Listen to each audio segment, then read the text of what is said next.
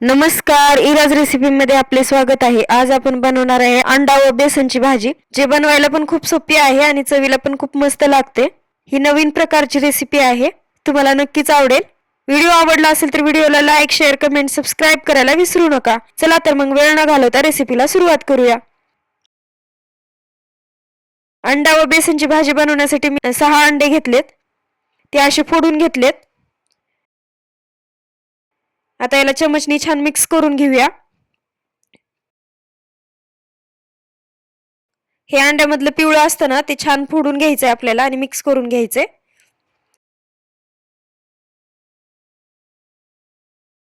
आता यामध्ये 1 ते 1.5 वाटी बेसन टाकतेय मी। सुरुवातीला थोडं टाकले, आणखी आता नंतर सगळंच बेसन मी टाकतेय यामध्ये आणि चमचनी छान मिक्स करून घ्यायचे।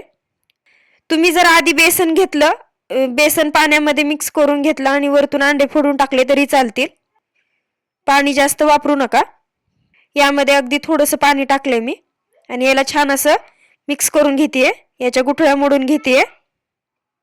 आता छान असं मिक्स करून घेतलंय मी। 1 ते 1.5 वाटी बेसन लागलं होतं एवढ्या अंड्यासाठी। 6 अंड्यामध्ये 1 ते 1.5 वाटी बेसन सहज बसतं। आता छान असं बॅटर आपलं तयार झालंय। इकडे गॅसवरती कढई घेतलीये मी, कढईमध्ये तेलात 2 पळी तेल घेतले। आता यामध्ये कांदा व कढीपत्ता टाकून घेऊया। तुम्ही जिरं व मोहरी तुम्हाला आवडत असेल तर टाकू शकता, पण मला या भाजीमध्ये जिरं मोहरी आवडत नाही, म्हणून मी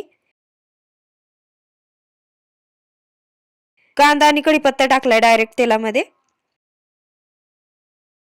आता याला छान परतून घेऊया।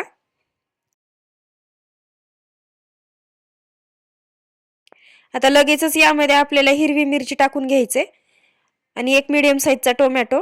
कांदा व टोमॅटो एक एकच घेतला होता मी, मीडियम साईजचा बारीक कट करून। आता हे छान परतून घेऊया। कांदा, टोमॅटो, हिरवी मिरची आपल्याला जास्त परतायची नाहीये, हलकीशी कच्ची ठेवायची आहे। आता यामध्ये मीठ टाकून घेऊया टोमॅटो शिजण्यापुरतं। आता याला छान परतून घेऊया। थोडंसं कच्चच ठेवायचंय आपल्याला कांदा आणि टोमॅटो। बघा असं थोडंसं कच्च ठेवलंय मी। आता यामध्ये हळद टाकून घेऊया। आता यामध्ये मी हळद टाकून घेतलीये।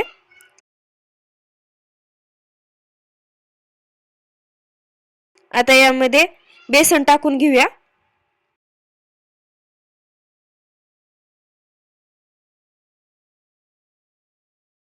आणि याला छान मिक्स करून घेऊया।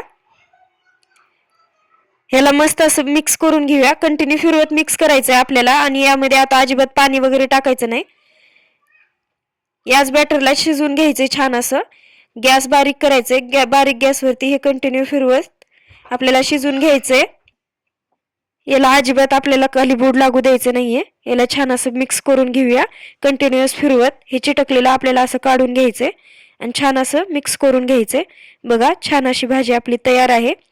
आता सगळ्यात शेवटी गॅस बंद करून यावरती झाकण ठेवून आपल्याला वाफ काढून घ्यायचे। वाफ काढल्यानंतर बघा किती मस्त भाजी तयार आहे। तुम्ही ही भाजी चपाती सोबत, भाकरी सोबत खाऊ शकता। व्हिडिओ आवडला असेल तर व्हिडिओला लाईक, शेअर, कमेंट, सबस्क्राइब करायला विसरू नका। थँक्यू।